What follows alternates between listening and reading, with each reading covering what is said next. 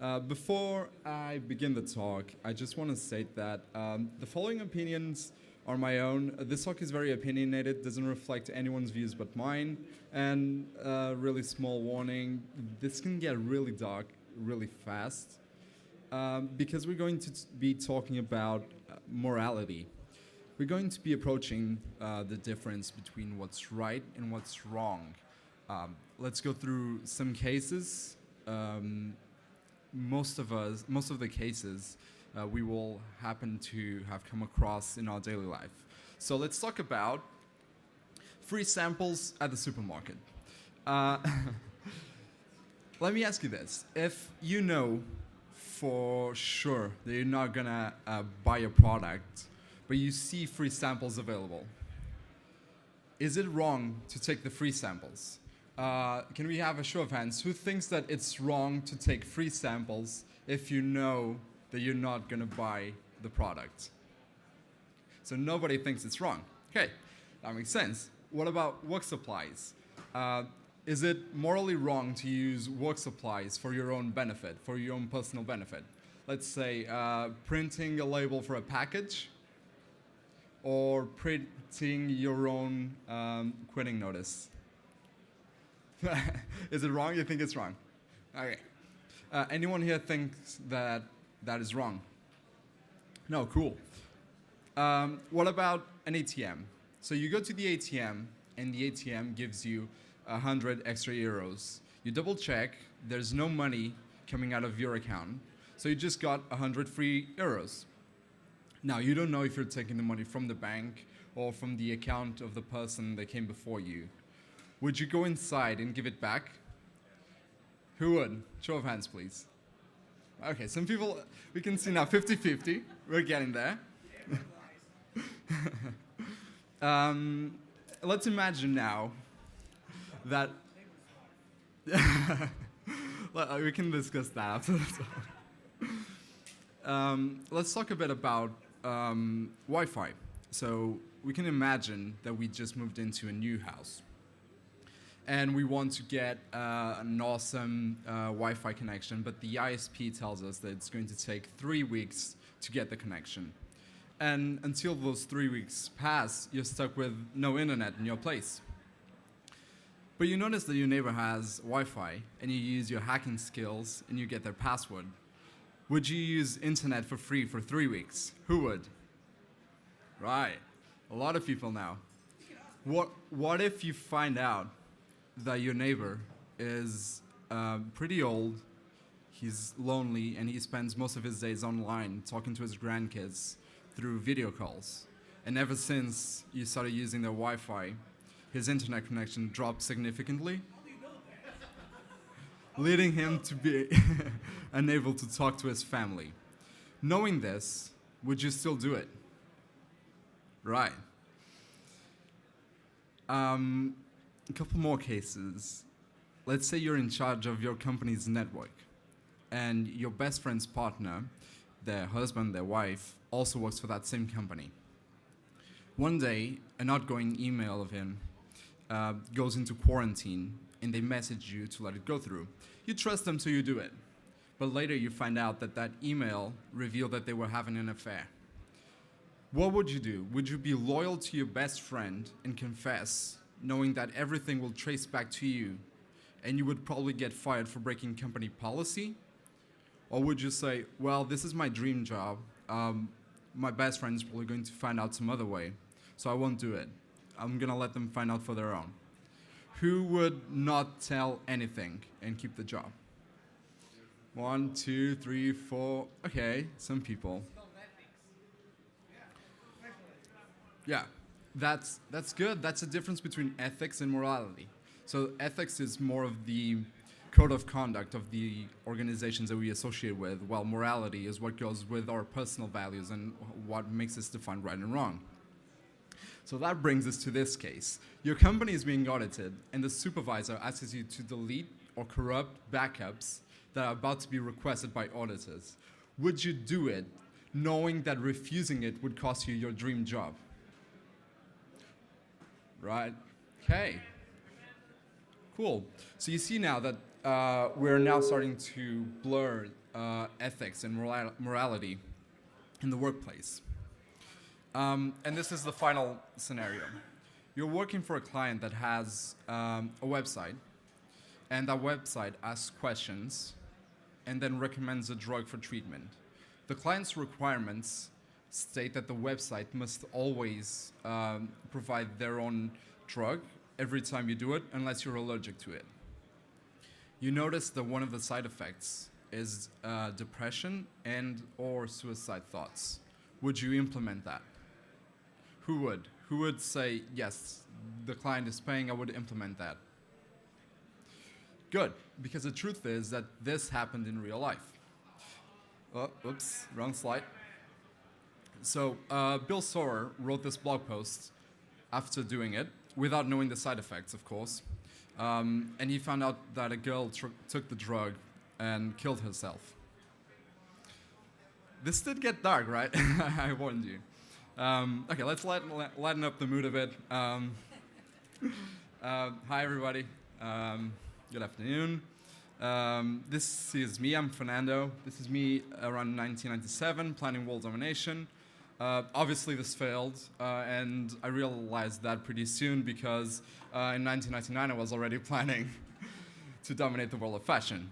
I work for ThoughtBot. You probably know us from the 30 gems that you install in your Ruby projects. And I'm working for the London office, which means that we have a lot of tea, a lot of beer, and a lot of rain. I have Ralph stickers. That's Ralph. And I have them here. We can do it after the talk. I'm just going to leave them here. Right. So my idea now with those cases was to blur the line between good and bad, between right and wrong. But those cases are not always related to tech. So let's dive into moral issues in tech, and let's talk about Facebook.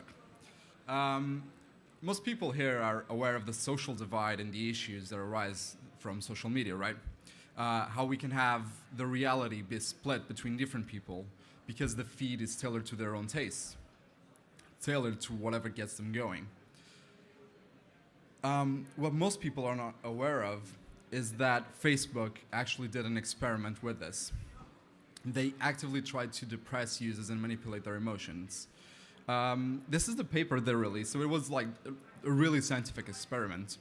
One test, they did reduce their exposure, the user's exposure to positive content. That meant that they posted less positive content, which is just scientific jargon to they got depressed. And when they did the opposite, people got happier, so they posted more happy stuff. They called this is a direct quote from the paper, the first experimental evidence for massive scale emotional contagion via social networks. And this was their conclusion. Emotions expressed by friends influence our own moods. You see, the conclusion is valid, but I think the experiment tells us more than that. This wasn't just only the first time that this type of mass experiment happened. It was the first time that it happened, and we were influenced by an AI. We are all aware that Facebook uses that AI for their feed. But do you know how long they have been doing this? Any guesses? 3 years, 7 years, long time? Okay. This is an interview with Lars Backstrom, at the time engineering manager for the newsfeed ranking. And he revealed they were using an AI for that, for their feed instead of the older EdgeRank algorithm. Notice the date. This is from 2013. And, right, so they have been doing it for a few years now. So 2.5 years before this article was posted. So whoever said 7 years was really close. Now, the article is from 2013, and I'm really good with math, but this basically leads us to halfway through 2010. So 8.5 years of AI. For the last 8.5 years, an AI has been influencing our personal life. And nobody um, nobody from the user side questioned if their emotions were being altered by a sentient machine. With this in mind, we can say that Facebook has the moral duty of practicing the greater good, right? Yeah. Let's relax this requirement a bit. They at least have the moral duty of not bringing any harm. And the truth is that they did that. They helped doing suicide prevention. This is what happens. Their AI analyzes the posts in the comments and flags people that are at risk of falling into depression and suicide. And the good part of this is that they didn't take into their own hands. They recognized that it's not their job to do so. Anyone who flags a potential cry for help is shown some options. So they are shown resources to help, ways to connect with loved ones, and in serious cases, they contact authorities or relatives to help them. So you see, the issue isn't as simple as Facebook is bad. It's more complex. It's a multi-dimensional issue. And while Facebook objectively has proven to bring us as a society harm, it also brought some upsides. And with that, we go into the loss of privacy. It's easy to expose Facebook and overall social media for loss of privacy.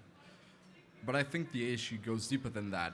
We are kind of, unfortunately, privileged to live in an era where we can see an Orwellian society develop. Out of curiosity, how many people here have read Animal Farm or 1984? Right, good. So you're going to recognize some of the stuff that happens here, because we're going to peer into China. I'm going to try and stick more to the facts, even though there's a bit of speculation on this. It's the fact that China has the Great Firewall. There are a number of websites blocked in China, and they include, I have a list here, let's see, Google, Yahoo, DuckDuckGo, YouTube, Vimeo, Dailymotion, Netflix, Hulu, Spotify, Twitch, SoundCloud, Facebook, Twitter, Instagram, Pinterest, Tumblr, Snapchat, WordPress, WhatsApp, Discord, Viber, Messenger, Telegram, Reddit, and so on. These are all websites that we use in our daily life, and they're blocked in China. They have a CCTV system. They have surveillance cameras installed all over the country. They challenged the BBC reporter to test that, so they took their facial profile and told them to go into the streets. At a certain time, they would start looking for him, and they would measure how long it took them to find him. And it took just 7 minutes. They needed to take his facial profile, but they do have their own citizens' facial profile. So effectively, they are a surveillance state. Of course, this can be used for good, but it's not difficult to imagine how this can be used to prosecute innocent people that disagree with their political ideologies. And I'm not saying that this happens, but it can happen. They also block search engines. They have their own version of a search engine that they can apply digital censorship to. They have social networks all feeding into the same data storage, and they use that to profile people. And rumors are that they are using that to feed into their social credit system, which is supposed to be used based on crimes only. So you commit a crime, your social credit goes down, you can get blocked from using public transport, from getting education.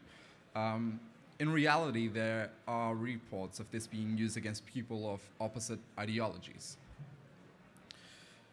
Recently, I don't have the screenshot because I forgot, but there was a thread on Reddit where tourists arriving in China were forced to install an app or they were detained. Supposedly, the app did nothing except basically spy on you.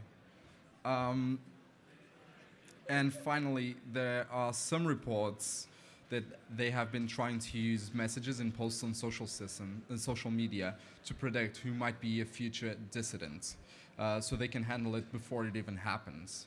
Now, this and the tourist part have that star in there because they're not 100% official, but there have been a lot of reports on this, so there's way too much of a smoke for not to be a fire.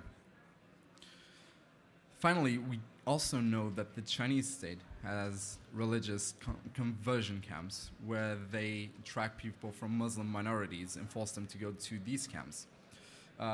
It's been out there for a while now, But some reports have come up from people who were actually able to flee this, and turns out that they're just glorified labor camps. And this article is from December 2018. So yeah, we now have reports from people that were in there that tell us that. And all of this is based on technology. Even though this happens, we as developers build it. Even Google was building a search engine that allowed for government censorship just so they can peer into the Chinese market. We, as a society, allow it. We allow it to happen, and we refuse to condemn the Chinese government the same way we refuse to condemn other governments for their actions. We refuse to make them accountable for censorship and for violation of human rights. And we, as humans, close our eyes to what is happening. So it's not just their fault, it's our fault as developers, our fault as a society. Even as parents, we are now failing in ways that we didn't really thought were possible.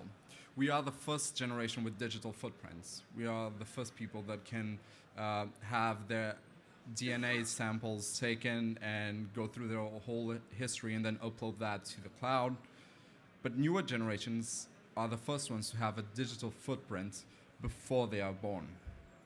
So parents post ultrasounds, birth dates, and biometric data on social media. And this is pretty much acceptable behavior. This is socially acceptable. How many of us would condemn our best friend for posting an ultrasound on social media? Or using an internet-connected device to watch over their kid? They're just trying to get some help in the job of being a parent. But this opens the door to stalking, or even worse, to extortion. And recently, FBI posted a warning of people who, hackers that were able to get access digital records of newborns and use that to extort their parents. Whether it is through social media or IoT devices, we are building a large collection of data. Don't get me wrong, we do that for ourselves, but it's my choice to post that on Facebook. As parents, we're making that choice for our newborn kid. They don't have a vote in that subject. So we're making that choice for them, even though they aren't even born. Yeah, that's true. That's true. The thing is that,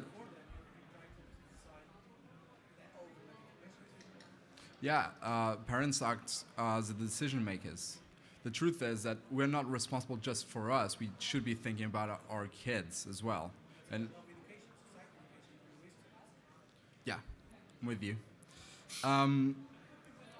We're not just talking about datafication of children. That's what I'm going to. We're now talking about manipulation as well. This is a study from January this year. They did a randomized trial to measure how Instagram influencers affect the behavior of children. They divided kids into 3 groups. One group was exposed to influences that promoted unhealthy food. One was exposed to influences that promoted healthy food, and one group of kids was using it as the control group, so they weren't exposed to influences related to food. Without being aware that this was the experiment, afterwards all the kids went to a room with healthy and unhealthy food, and the conclusions of this were that the kids from the unhealthy food group chose to eat unhealthy food, but there was no significant difference between the other 2 groups. So kids exposed to healthy food did not show any difference from kids not exposed to food influences. This means that it's very easy to break positive habits. So we show bad habits to kids, we show them bad food, and we can influence them directly, but doing the opposite requires much more effort. This is probably the weirdest thing that can be a dilemma, right? So 5G, it's awesome. We're going to have what they market as speed of thought communication, 1 gigabit per second or something like that. But if we think of this, the expenses are in the billions. They're doable, but they're still in the billions for first world countries, because there's the cost of infrastructure, there's the cost of electronic waste that becomes obsolete, there's the cost of maintenance, the cost of electricity, and above all, the cost of social divide in rural areas. These areas have already incredibly slow Wi-Fi, and they will be further left in the dust. as this digital divide increases. The access to information is already difficult in countries that don't have a good connection, and we're suddenly trying to make it better for us, but we're not thinking about the social divides that can happen through this. People are going to be left in the dust because of technological improvements that they cannot afford. So the internet that once was promised to bring us all together now threatens to divide us. And the internet that promised to bring free information also has its downsides. So remember this image, right? We fought so much to have books, movies, culture, everything available to everyone for free. But was it the right move? So the fundamental idea is that education should be free. This is a fact. The same way that information should be free and we should have free access to it. And culture should be free. But we took that into our own hands and started pirating. We started piracy movements. And we got to this point. So we got to Napster, LimeWire, Emul, Nutella. We tried to stick it to the man. We tried to level the ground for label companies and give access to newcomers in the music game. Did we really do that, though?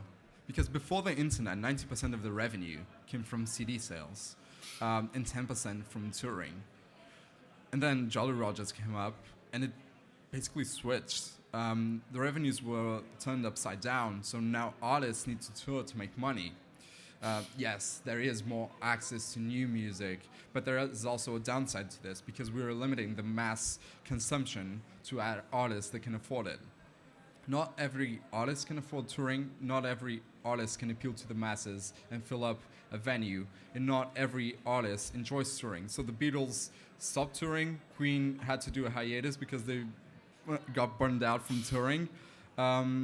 This is, even though we don't recognize it, this is a problem in the music community. The result is that the music that appeals to the masses is more simple every day. The diversity is dropping in the top of the records. And the amount of artists living off music is steadily dropping. Music is just an example because this applies to writing, photography, and so on. So we tried to make it free, but we also rigged the game. We ended up tilting the scale for artists that can afford to live off touring and live off filling up venues. Okay, so neural engineering. Who knows what neural engineering is? Cool. So neural engineering, according to Wikipedia, is the art of repairing, replacing, or enhancing the properties of your neural systems. Basically, you're adding machinery to your brain to enhance its properties. And there's also gene editing, and the promising form of that is CRISPR. You can selectively alter certain genes to enhance properties that you want in a human being. What this means is that somewhere between 5 and a zillion years, we're going to have superhumans that we selectively alter and selectively breed. But what happens when we have superhumans? Will we use them for war? Will the superhumans try to enforce their will upon regular humans? Will they see themselves as a different, superior race, the same way we look at monkeys right now? Has anyone here read the Robot series by Asimov? Can we get a show of hands? Great. So for those of you who haven't, I really recommend that. In this series, Earth populates 50 outer worlds before stagnating in terms of technology. The humans that went to the outer worlds were selectively bred and possess longer lives, healthier lives. In this series, Asimov basically goes through a long philosophical journey into the consequences of having different races of human beings and how they interact with each other. So besides being like super cool to read and having good plot, it's also very philosophical. And finally, should we basically stop science?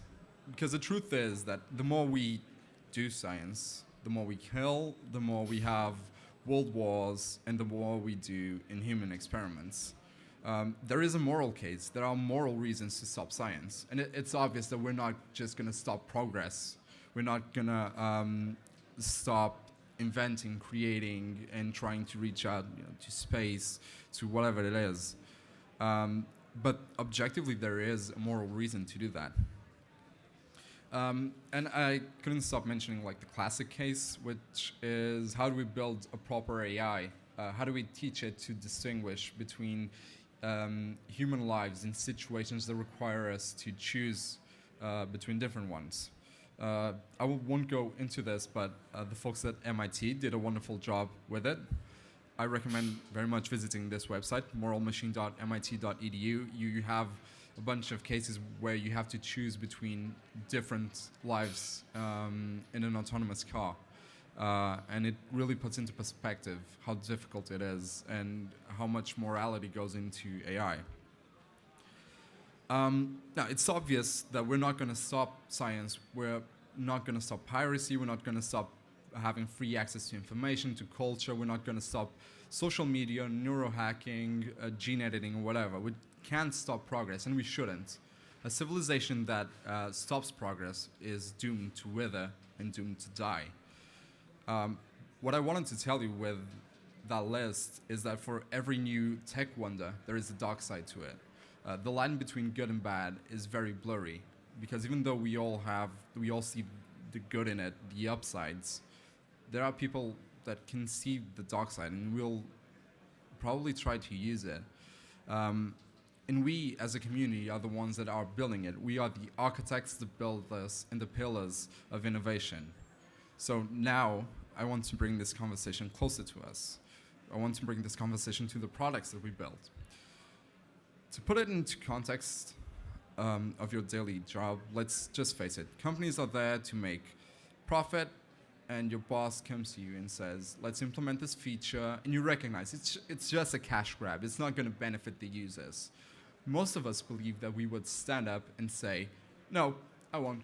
I don't agree with that. I would not do it. Would you, though? Has anyone heard about the Milgram Experiment? Right, some hands, please. Cool. The Milgram Experiment is from 1961, and in 1961, German Nazi war criminal was in trial for his war crimes, and he stated, and I quote, "I was just following orders," which raised some questions, obviously. Could it be that him and other Nazi generals were just following orders in the Holocaust? If they were just following orders, can we call them accomplices? Or should we assume that they would be able to stand up for their values? So Milgram did an experiment. It was pretty simple. There was a target of the experiment which didn't know that he was on an experiment. The target just thought that they were the assistant in that experiment. They would recite pairs of words that someone on the other side of the wall would try to associate with each other. Whenever they failed, they would get shocked, and the target would be the one giving them the shock. The person on the other side of the wall was an actor, and whenever they failed, they would get shocked, and for the next question, the voltage would increase.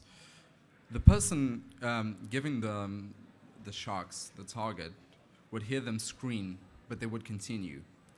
At 300 volts, the actor would pound on the wall, screaming in pain. Of course, they were not in pain, but the target didn't know that. 100% of the participants got to this point. Whenever they objected, the experimenter in charge would say one of the sentences. Please continue. The experiment requires that you continue. It is absolutely essential that you continue. You have no other choice. You must go on. And the voltage would keep increasing. 65% of the experimenters administered a fatal voltage. So if that was real, they would have just killed another human being just because someone told them to. If we obey orders when human lives are at stake, would we refuse developing a feature that we do not agree with? But we ignore that, and we as developers, we as users, for these features, we just say blame the companies. We say blame the CEOs. But since they're only playing into the shareholders' will, we say blame the shareholders. They're trying to make a profit at all costs. Blame them. Blame the relentless economy, the pressure for profit, the law of the jungle. Blame someone else, but don't blame me. Don't blame me as a developer. Don't blame me as a user. Blame Milgram if you must for figuring out that we probably won't stand for our beliefs when pressured by authority. Blame the users for providing data and not being conscious about what they provide, about how they act. Blame society. You see, we as users usually trade comfort without realizing it. We trade feeling good. We have a built-in reward mechanism. Whenever we see something new or something that tickles our senses, we get a little shot of dopamine. This is triggered whenever we get a notification on social media. With time, these dopamine shots build up into a dependency. We start to have cravings, and it acts like a drug, so we start refreshing relentlessly on social media. If you don't have your dopamine shots when you're expecting them, so you just, as an example, you posted a picture and you didn't get the number of likes you were expecting, you start to develop depression. This is built into us, and we don't realize that. And the truth is that we all trade our own comfort. We all trade likes. We all trade using cars instead of using public transport for the common good. We prefer the good that we get from social media, from cars, from whatever the product we are using, instead of thinking long-term and going for what benefits all of us, what benefits the society. This is a case called tragedy of the commons. This is why we have so much difficulty battling global warming. Everyone prefers the personal comfort of cars instead of the common good for everyone. But if we're just a lone wolf in this fight, what can we do? There is no good answer to this. I wanted to do something practical. I felt like I was letting myself down with my job, so I tried to search for something that had an immediate impact, no matter how small, no matter how insignificant. So I started to look into the world of nonprofits. And for a long while, I was one of the champions of Coder Dojo Braga. If you don't know Coder Dojo, it's an international movement to teach kids how to code for free, of course. And I have had the time of my life. I loved it. And then one day I realized the type of audience that we were attracting and how this was common between all dojos. Most of the audience belonged to the upper middle class. They were parents, they were children of parents that could afford to teach them, to get them someone to teach them, but instead went with the free option. We weren't able to reach out to kids that had social difficulties. Don't get me wrong, the cause of these movements is very noble. I loved everyone there. I think they are doing a stellar job, but I also felt very disengaged with it. That, coupled with the feeling that I had to move on to let other people step up, decided me that I wanted not that. And I took a volunteering course. For a weekend, I was learning about how to volunteer. I was signed up in my city's volunteer bank. Apparently that's a thing, I didn't know it was. And they would call us up to work with nonprofits. It was all basically about this, and this, and this. And I found out that most of the nonprofits that were looking for volunteers had severe issues. They had a clear lack of leadership, clear lack of goals, and they had a lack of proper management. And most of them ended up defaulting to this as a good way to promote whatever they believed was the best thing they wanted to. And I wanted not that. I wanted practical impact. I also found, like, this is just an example, I found some organizations that did have some type of practical impact. In this case, Habitat builds houses for people in need, but this doesn't scale up really well because the need for resources is very high. So I kept looking, and the more I looked, more I found news like this, nonprofits that were scamming people. And since we're in Portugal, of course, this was the big case where the president of a very serious nonprofit organization spent almost €1 million of public funds on her own private luxurious life.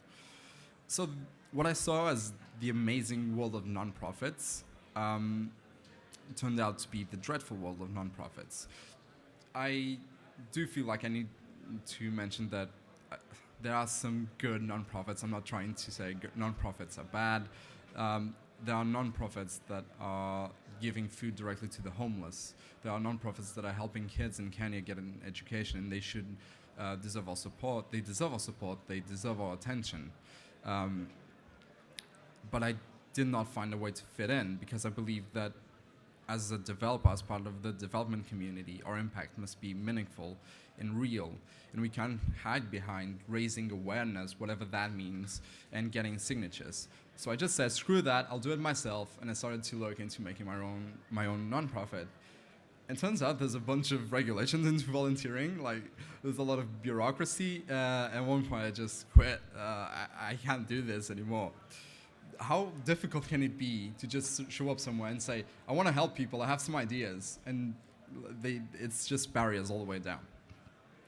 So I asked myself, what do I know? I know how to code. How do I act? I make stuff. I make a lot of stuff. Some stuff that I do will be bad, but some stuff will make people say, oh wow, that's actually some good stuff you have there. So I set up into building something, and I decided to create a movement called Include Braga. The idea behind our group was to get a bunch of coders together and to get a bunch of people that are not coders join in as well. And this was key because in the development community, we think very much alike. There are not a lot of people with different experiences, because if you're spending most of your day in the virtual world, you won't be in contact with people that have real needs. And we need people with that. We need people with different experiences from us.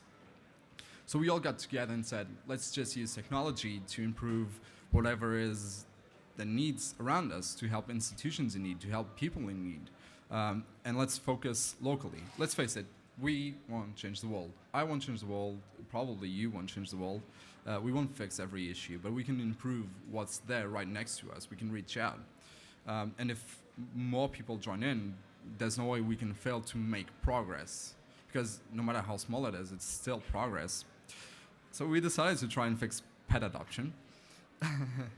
The idea was the more people interact with pets, the more likely they will adopt them, because they will grow used to them. So we wanted to build like tennis ball cannons to play with puppies and robots to play with cats, and it failed. You don't want to know how, you know? You don't want to know how it failed. We decided to improve non-profit reach. I don't even know what this means, but we wanted to do that, and of course we failed. And one day we decided, let's just make some kids happy. Let's just spend some time with orphans, with institutionalized kids and so on. Let's show them retro games. Let's show them VR, teach them like a little bit of code, spend an afternoon with them, making the day worth it. And oh hey, it actually worked. So we said, let's do some more of this. We organized a Secret Santa. We built a platform. People would sign up and they would receive a letter, an anonymous letter, telling the personality, the tastes of an institutionalized kid, or an orphan, or an abandoned elder. And the users that signed up would give us a gift, and we would deliver them to the person they were assigned to, which was pretty good to remain, for the person to remain anonymous. And it worked really, really, really well. The first time we did this, we were able to help 170 kids and 30 elderly people. We gained momentum, and this was the turning point in our small movement, because we did the same this year and we doubled. You see, all of us, developers, designers, entrepreneurs, project managers, product managers, whatever you want to call yourself, we are tech people, and we have a superpower. We can make something out of nothing. We're the first generation in history of mankind that without resources, without anything physical, can have an impact in the real world, in the physical world. You don't even need a computer to code, you know that. You can just have it all in your head. You can have an idea, and the development community can make a platform to make it happen. For the first time in history, we can build without resources. We have all the information available to mankind in our pockets, in our phones. We can speak to people across the globe. We can create and stimulate entire worlds. If you told someone 100 years ago that this would be possible, they would tell us we're gods. I want to show you a speech because it's one of the most inspirational speeches I've ever heard, and I think it captures well what should motivate us in the tech community. This is the Moonshot Speech by JFK. It happened in May 25, 1961. The Russians had a satellite in orbit 4 years ago. NASA had nothing. JFK came up with this, rallied people up, and the result was humans on the moon. After this, we were no longer confined to our womb, to Earth. We know how to reach space.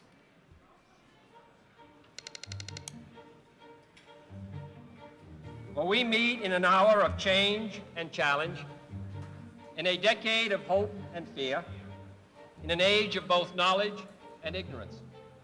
The greater our knowledge increases, the greater our ignorance unfolds. Despite the striking fact that most of the scientists that the world has ever known are alive and working today, the vast stretches of the unknown and the unanswered and the unfinished still far outstrip our collective comprehension. There is no strife, no prejudice, no national conflict in outer space as yet. Its hazards are hostile to us all. Its conquest deserves the best of all mankind, and its opportunity for peaceful cooperation may never come again. But why, some say, the moon? Why choose this as our goal? And they may well ask, why climb the highest mountain? Why, 35 years ago, fly the Atlantic? We choose to go to the moon. We choose to go to the moon in this decade and do the other things, not because they are easy, but because they are hard. Because that goal will serve to organize and measure the best of our energies and skills. Because that challenge is one that we're willing to accept, one we are unwilling to postpone, and one we intend to win.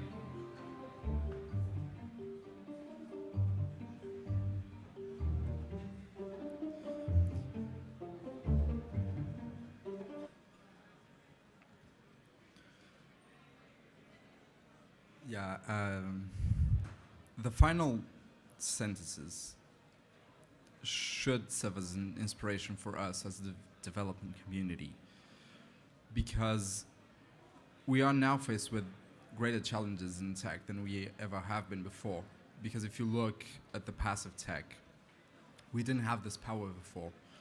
The internet wasn't built into our lives that it is now, and it wasn't easy for someone on a basement to influence the lives of us all. And the truth is, we don't have much, but we have big brains. And when we started to build the Include, it basically cost us nothing. It cost us 2 hours a week. In the first year of operation, it cost us 50 euros, of which half was the domain. I'm not saying this to tell you, hey, create your own version of Join Us or whatever. I just wanted to show you that to make a practical impact, you don't need much. You need time. Maybe you need a little bit of money. We're 10 people. Each one of us pitched in 5 euros. We financed a whole year of operations. What I found with Include was my thing. I found a way to have a practical impact and improve my community. We started the talk by blurring the line between good and bad, by taking into account the impact that technology has in our daily lives. We went through the good and the bad that we as a community create, we as developers create, the impact that our job has and how it should motivate us to do things that we consider to be good. This is my thing. It doesn't need to be yours. You see, change doesn't come from a one-off deed. Change comes when you find a greater cause that you're willing to commit to. And the greater cause is your cause. It's the one that you take as ours, and it's the one that you see as being a part of you. And as I said before, I won't change the world. You won't change the world, probably, but we as a community will. All the different communities will. The collective action of individuals will do that. We're all part of the same community. We have one particular characteristic that no other has, which is that we need nothing to make an impact in the real world. And this is just a small chapter in a long conversation. What I wanted to tell you with this is to take this idea, to make it your own, to own it, and go make something, and go make change. Thank you.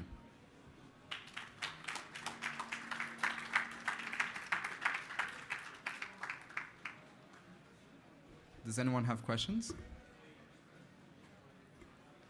Cool, great, thank you. Stickers if anyone wants, and I'm also available after the talk if you want to ask something. Thank you so much. Oh, yes. More, whoa, sorry.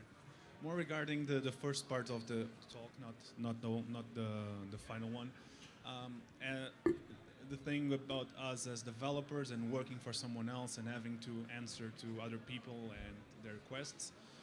What's your opinion on, like, should we have a code, something to follow, like the Hippocratical oath for the doctors or a journalist's code, something along those lines?